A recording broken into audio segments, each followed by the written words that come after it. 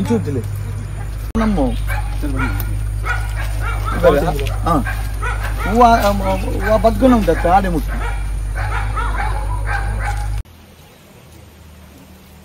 ಇವತ್ತು ಮಹಾಲಿಂಗೇಶ್ವರ ದೇವಸ್ಥಾನದ ಜಾಗೆಯನ್ನು ತೆರವುಗೊಳಿಸುವಂಥ ಕೆಲಸ ಪುನಃ ನಾವು ಪ್ರತಿಕ್ರಿಯೆಯನ್ನು ಮುಂದುವರಿಸಿದ್ದೇವೆ. ಇವತ್ತು ಮಳೆ ಇದ್ದ ಕಾರಣ ಮತ್ತು ಹೆಚ್ಚಿನವರೊಂದಿಗೆ ನಾವು ಸೌಹಾರ್ದತೆಯಲ್ಲಿ ಮುಗಿಬೇಕೆಂಬ ದೃಷ್ಟಿಯಿಂದ ಇವತ್ತು ಸ್ವಲ್ಪ ತಡ ಆಯಿತು. ಕೆಲವು ಜನ ಟೈಮ್ ಕೇಳಿದ್ದಾರೆ. ಆ ಟೈಮಿನ ಪ್ರಕಾರ ನಾವು ಇವತ್ತು ಅವರಿಗೆ ಸಮಯವನ್ನು ನೀಡಿದ್ದೇವೆ. ಇವತ್ತು ಇಲ್ಲಿಗೆ ಬರಲಿಕ್ಕೆ ಕಾರಣ ಯಾಕೆ ಅಂತ ಹೇಳಿದರೆ, ಇದೇ ಜಾಗೆಯಲ್ಲಿ ಒಬ್ಬರು ಅವರ ಕುಟುಂಬಸ್ಥರೆಲ್ಲ ಸೇರಿ ಇಲ್ಲಿ ದೈವಸ್ಥಾನ ಕಟ್ತಾರೆ ಅಂತೇಳುವ ನಮಗೆ ಸಾರ್ವಜನಿಕರಿಂದ ಭಕ್ತರಿಂದ ಮನವರಿಕೆ ಮಾಡಿದ್ರು. ತಕ್ಷಣ ನಾವು ಬಂದು ಅವರ ಹತ್ರ ಮಾತುಕತೆ ಮಾಡಿ ಶಾಸಕರ ಗಮನಕ್ಕೆ ತಂದೆವು. ಶಾಸಕರು ಅವರನ್ನು ಕರೆಸಿ ಮಾತುಕತೆ ಮಾಡುವುದರ ಮುಖಾಂತರ ಅದು ಸುಖದಲ್ಲಿ ಅಂತ್ಯ ಕಂಡಿತು. ಅಂದರೆ ದೇವಸ್ಥಾನದ ಜಾಗೆಯಲ್ಲಿ ಯಾವುದೇ ನೀವು ನಿಮ್ಮ ಕುಟುಂಬದ ದೈವಸ್ಥಾನವನ್ನು ಕಟ್ಟಬಾರದು ಅಂತ ಹೇಳಿ ಶಾಸಕರು ಅವರೊಂದಿಗೆ ಹೇಳಿದರು.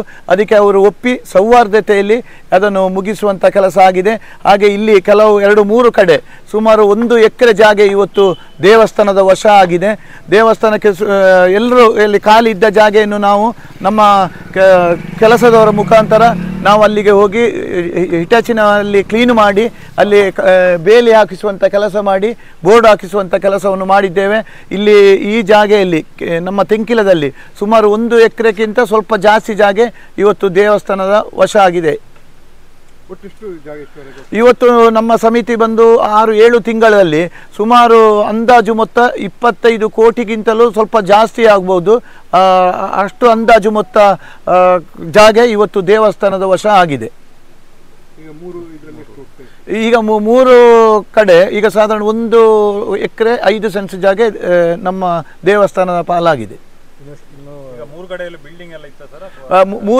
ಕಡೆ ಬಿಲ್ಡಿಂಗ್ ಇರಲಿಲ್ಲ, ಖಾಲಿ ಜಾಗ ಇತ್ತು. ಒಂದು ನೋಡಿ, ಇಲ್ಲಿ 7-8 ತೆಂಗಿನ ಗಿಡ ಉಂಟು, ಅಲ್ಲಿ ಒಂದು 5-6 ತೆಂಗಿನ ಗಿಡ ಉಂಟು. ತೆಂಗಿನ ಗಿಡ ಇತ್ತು, ಆದರೆ ಬೇರೆಯವರ ಸ್ವಾಧೀನ ಇತ್ತು. ಅದು ಅವರನ್ನು ಮನವರಿಕೆ ಮಾಡಿ ಸೌಹಾರ್ದ ರೀತಿಯಲ್ಲಿ ನಾವು ಇದನ್ನು ಮುಗಿಸಿದ್ದೇವೆ.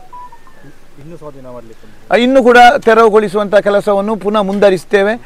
ಮಹಾಲಿಂಗೇಶ್ವರ ದೇವಸ್ಥಾನ ಜಾಗೆಯನ್ನು ಮಹಾಲಿಂಗೇಶ್ವರ ದೇವರ ದೇವಸ್ಥಾನಕ್ಕೆ ಸಿಕ್ಕುವಂಥ ಕೆಲಸವನ್ನು ಸೌಹಾರ್ದತೆಯಲ್ಲಿ ಮುಗಿಸುವುದೇ ನಮ್ಮ ಮೊದಲ ಆದ್ಯತೆ ನೀಡುತ್ತೇನೆ. ದೇವಸ್ಥಾನ ನೆಲ್ಲಿಕಟ್ಟೆಯಲ್ಲಿ ಉಂಟು. ನೆಲ್ಲಿಕಟ್ಟೆಯಲ್ಲಿ ಈಗಾಗಲೇ ಒಬ್ಬರು 3 ಮನೆಯನ್ನು ಖಾಲಿ ಮಾಡಿದ್ದಾರೆ. ಅವರ ಹಂಚು ಪಕಾಸನ್ನೆಲ್ಲ ತೆಕ್ಕೊಂಡು ಹೋಗುವಂಥ ಕೆಲಸ ಆಗಿದೆ.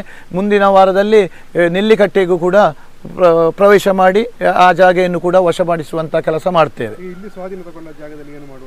ಇಲ್ಲಿ ಈಗ ಜಾಗೆಯನ್ನು ನಾವು ಬೇಲಿ ಹಾಕಿ ಭದ್ರತೆ ಮಾಡಿ ಅದಕ್ಕೆ ಬೋರ್ಡ್ ಹಾಕಿಸುವಂಥ ಕೆಲಸ ಮಾಡ್ತೇವೆ.